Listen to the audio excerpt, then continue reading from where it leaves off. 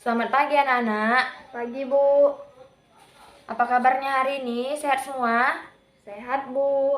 Oke, syukurlah kalau sehat semua ya. Sebelumnya Ibu mau tanya dulu, ada yang tidak hadir hari ini? Hadir semua, Bu. Oke, bagus sekali ya kalau hadir semua.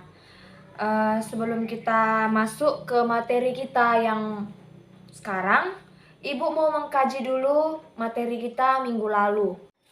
Ada yang ingat minggu lalu kita membahas tentang apa? Saya, Bu, Ya, ada ya?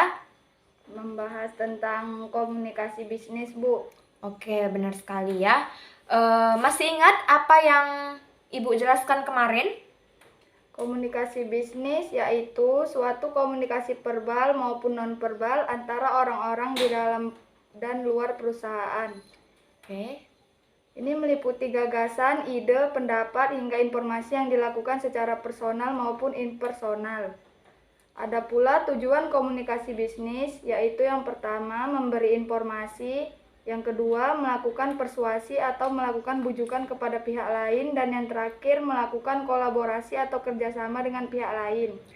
Oke, bagus sekali ya Dea. Ya, benar. Komunikasi bisnis itu adalah komunikasi yang digunakan dalam dunia bisnis, baik verbal ataupun non-verbal, guna mencapai suatu tujuan tertentu. Jadi, komunikasi dalam bisnis itu sangat-sangat dibutuhkan.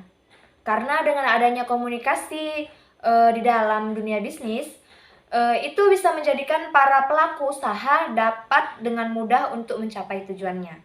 Oke, sekarang kita masuk ke materi yang selanjutnya, yaitu mengenai negosiasi bisnis.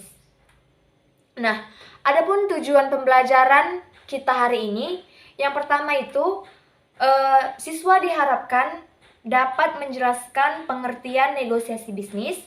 Yang kedua, siswa diharapkan dapat memahami manfaat negosiasi bisnis. Lalu yang ketiga, siswa diharapkan dapat menyebutkan tujuan dari negosiasi bisnis.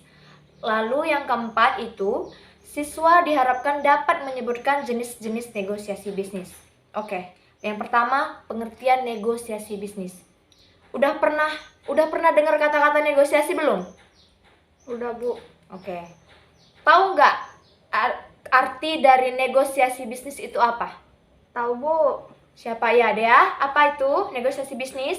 Negosiasi bisnis itu kegiatan tawar-menawar dalam bisnis, Bu. Oke, bagus sekali. Ada lagi yang lain yang tahu? Saya, Bu. Ya, Ana? Negosiasi bisnis adalah kegiatan tawar-menawar yang dilakukan oleh satu pihak ke pihak lain di dalam suatu perusahaan, Bu. Oke, bagus sekali ya jawaban dari teman-teman kalian. Oke, jadi negosiasi itu berasal dari bahasa Inggris, yaitu negotiation, yang artinya merundingkan atau membicarakan sesuatu dengan pihak lain demi mencapai suatu kesepakatan. Nah, dari situ dapat kita simpulkan ya, bahwa pengertian negosiasi itu adalah proses diskusi yang dilakukan demi menyelesaikan suatu permasalahan dengan cara yang bisa diterima oleh pihak lain yang melakukan negosiasi. Nah, adapun contoh dari negosiasi ini di dalam kehidupan sehari-hari kita itu adalah proses tawar-menawar di dalam sebuah penjualan, yaitu penawaran harga, tawar-menawar harga antara penjual dan pembeli, terus wawancara antara calon karyawan dan pihak perusahaan, serta kesepakatan bisnis antara perusahaan yang satu dengan yang lain. Oke, sekarang kita masuk ke tujuan dari negosiasi bisnis. Nah, adapun tujuan dari negosiasi bisnis itu, yang pertama, untuk mendapatkan kesepakatan yang dinilai saling menguntungkan. Ya, jadi negosiasi itu tujuannya untuk memperoleh kesepakatan yang saling menguntungkan. Jadi kedua belah pihak itu saat terjadinya negosiasi, kedua belah pihak itu saling menguntungkan. Lalu yang kedua, menyelesaikan masalah dan mendapatkan solusi atas setiap masalah yang dialami pihak yang bernegosiasi. Nah, tujuan yang keduanya itu dilakukannya negosiasi untuk memecahkan masalah, atau bisa dibilang itu untuk mencari solusi dari setiap permasalahan yang ada. Lalu yang ketiga, untuk mendapatkan kondisi yang saling menguntungkan bagi setiap pihak yang bernegosiasi. Nah, seperti yang udah Ibu bilang tadi ya, negosiasi ini kedua belah pihak itu harus saling menguntungkan, jadi tidak ada yang dirugikan gitu. Nah, untuk yang selanjutnya itu adalah manfaat negosiasi. Kita sudah membahaskan tadi tentang pengertian dan tujuan negosiasi. Nah, sekarang kita masuk ke manfaatnya. Nah, beberapa manfaat dari negosiasi itu ialah untuk terciptanya jalinan kerjasama antara suatu pihak dengan pihak yang lain untuk memperoleh tujuannya masing-masing. Terjadinya rasa saling pengertian pada setiap pihak yang bernegosiasi terkait kesepakatan yang akan ditempuh dan efeknya untuk pihak tersebut. Terjalinnya kesepakatan bersama yang saling menguntungkan dan terciptanya interaksi yang positif antara pada setiap pihak yang bernegosiasi. Nah, jadi manfaat yang pertama itu untuk memperoleh tujuannya masing-masing. Kan? Dia melakukan kerjasama untuk memperoleh tujuannya masing-masing. Terjadinya rasa saling pengertian di dalam proses interaksi dalam bernegosiasi. Jadi, di dalam proses negosiasi itu akan muncul juga rasa saling pengertian terhadap lawan bicara kita yang melakukan negosiasi bersama kita. Lalu selanjutnya itu manfaat negosiasi terkait kesepakatan yang akan ditempuh dan efeknya untuk pihak-pihak tersebut. Nah, jadi negosiasi itu merupakan kerjasama yang dilakukan, bisa dibilang itu seperti kesepakatan antara dua belah pihak untuk melakukan kerjasama yang dimana kedua belah pihak tersebut saling menguntungkan. Oke. Sekarang kita masuk ke jenis-jenis negosiasi. Oke, ada beberapa jenis negosiasi anak-anak. Yang pertama itu berdasarkan situasi. Nah, kalau kita lihat berdasarkan situasi itu, maka negosiasi ini akan dibagi menjadi dua jenis, yaitu negosiasi formal dan negosiasi non formal. Nah, negosiasi formal itu adalah kegiatan negosiasi yang dilakukan untuk mendapatkan kesepakatan dengan menempuh jalur hukum. Oke? Jadi, kesepakatan yang menempuh jalur hukum merupakan negosiasi formal. Nah, lalu negosiasi non formal itu apa ya, Bu? Nah, negosiasi non formal itu adalah jenis negosiasi yang bisa dilakukan di mana saja tanpa memerlukan jalur hukum. Paham semua? Paham, Bu. Oke, saya ingin bertanya dulu kepada kalian. Siapa yang bisa menyebutkan contoh dari jenis negosiasi yang pertama ini berdasarkan situasi, yaitu negosiasi formal dan informal? Siapa? Siapa yang bisa? Saya, Bu. Ya, Ana. Negosiasi formal itu negosiasi yang dilakukan untuk mendapat kesepakatan dengan menempuh jalur hukum, Bu. Misalnya itu kayak menentukan jumlah tunjangan yang harus dibayar suaminya untuk mantan istri dengan anaknya saat adanya perceraian, Bu. Oke. Kalau negosiasi non formal itu negosiasinya bisa dilakukan di mana saja. Contohnya kayak yang udah Ibu jelasin tadi, seperti toko baju, toko sepatu, sembako, dan lain-lain, Bu. Oke, bagus sekali ya. Nah, iya benar sekali apa yang dikatakan oleh teman kalian. Jika negosiasi formal itu adalah negosiasi yang kesepakatannya itu melalui jalur hukum. Contohnya seperti ada orang tua yang melakukan atau bercerai, jadi dia itu untuk membayar tunjangan kepada istri dan anaknya itu kesepakatannya itu melalui pengadilan. Lalu untuk negosiasi non formal itu ya negosiasi seperti yang kita lakukan sehari-hari, tawar menawar di seperti toko baju, di toko sepatu, sembako. Pokoknya itu bisa dilakukan di kehidupan kita sehari-hari di mana saja. Oke, sekarang kita masuk ke jenis negosiasi yang kedua, yaitu berdasarkan jumlah negosiator. Nah, untuk negosiasi ini dibedakan menjadi negosiasi dengan pihak penengah dan tanpa pihak penengah. Nah, negosiasi yang dilakukan dengan pihak penengah biasanya dilakukan oleh 2 orang atau lebih negosiator, sehingga setiap keputusan dan proses negosiasi akan memerlukan pihak penengah yang sifatnya netral. Oke, sedangkan negosiasi tanpa pihak penengah adalah kegiatan negosiasi yang dilakukan tanpa membutuhkan bantuan pihak penengah dan umumnya hanya terjalin antara 2 pihak saja.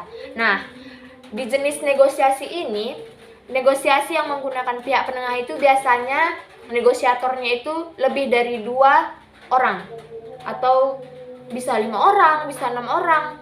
Intinya dia itu lebih dari 2 orang.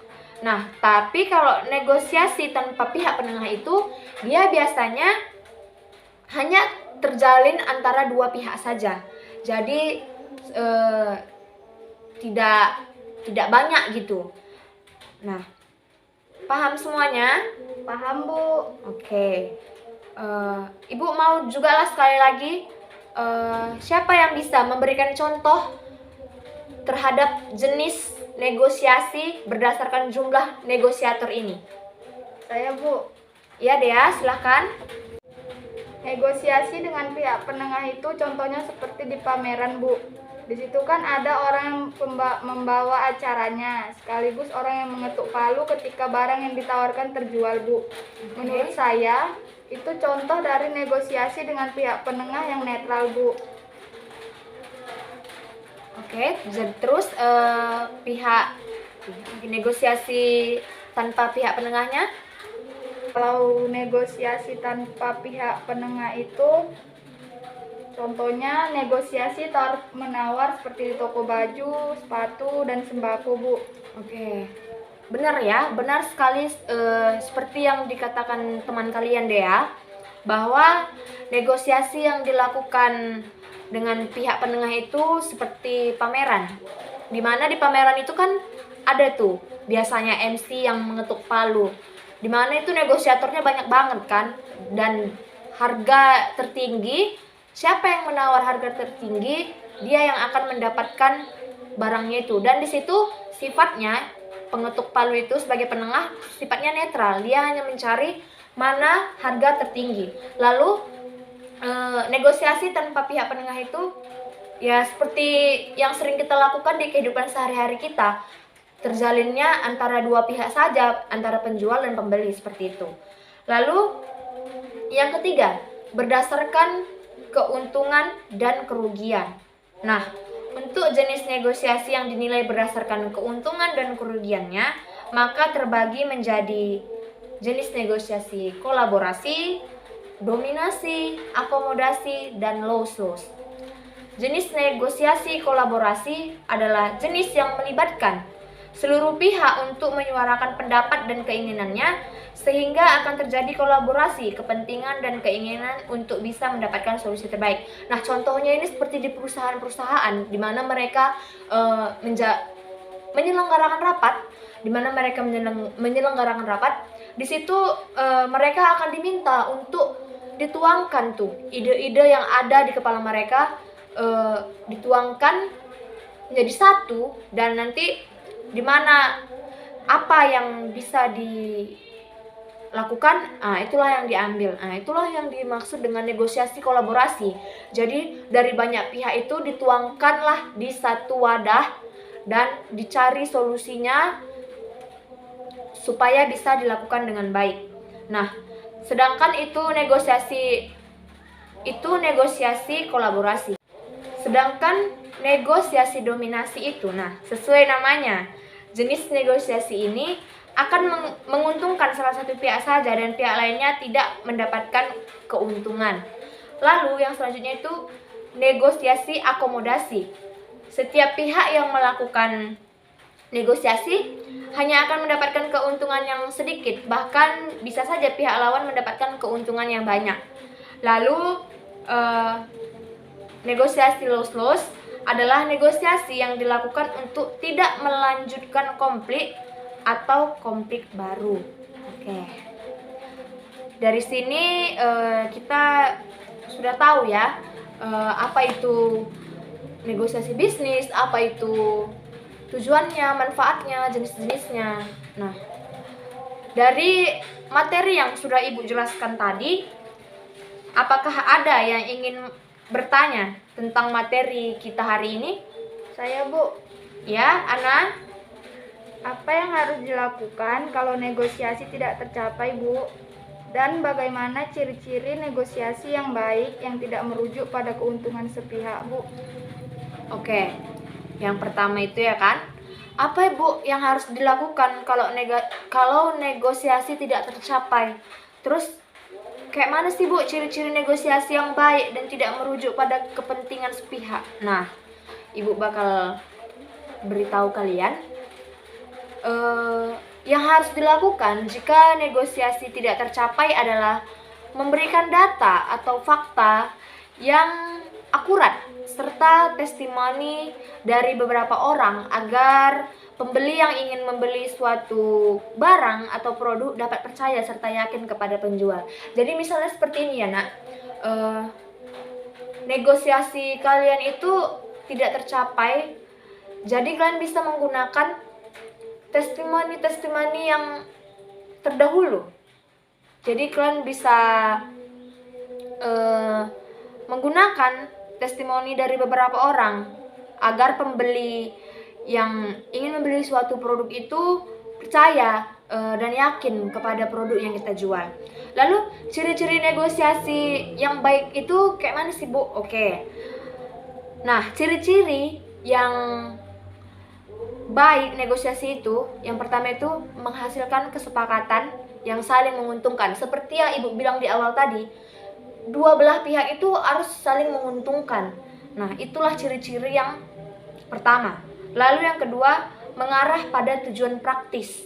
Nah, lalu yang ketiga, memprioritaskan kepentingan bersama. Nah, jadi ciri-ciri negosiasi yang baik itu kedua pihak saling menguntungkan, lalu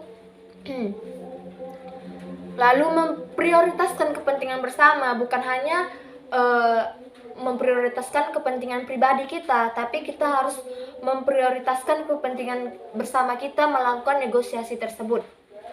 Bagaimana? Dea, paham? Paham, Bu. Oke. Ada lagi yang ingin bertanya? Saya, Bu. Oke, Devi? Apa-apa saja sih, Bu, yang dapat menjadi halangan dalam kegiatan bernegosiasi? Oke.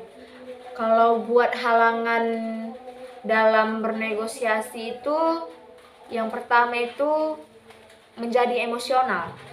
Karena kita tidak pernah tahu ya dengan siapa kita berbicara, melakukan negosiasi yang mungkin dapat mempengaruhi emosional kita dalam bernegosiasi tersebut. Nah, jadi yang pertama itu emosional. Lalu yang kedua, mencoba menang dengan berbagai cara. Nah, ini yang merupakan halangan dalam kegiatan bernegosiasi itu, seperti kita itu menghalalkan segala cara agar keinginan kita tercapai. Kita tidak mementingkan keinginan orang lain, yang penting keinginan kita tercapai. Jadi kita seperti menghalalkan segala cara untuk mendapatkannya. Nah, itu sangat tidak baik ya Nak, karena seperti yang kita tahu tadi, negosiasi itu adalah kesepakatan yang terjadi, yang didiskusikan untuk mendapatkan keuntungan dari kedua belah pihak. Oke, lalu yang ketiga itu sering menyalahkan orang lain. Nah, contohnya seperti ini.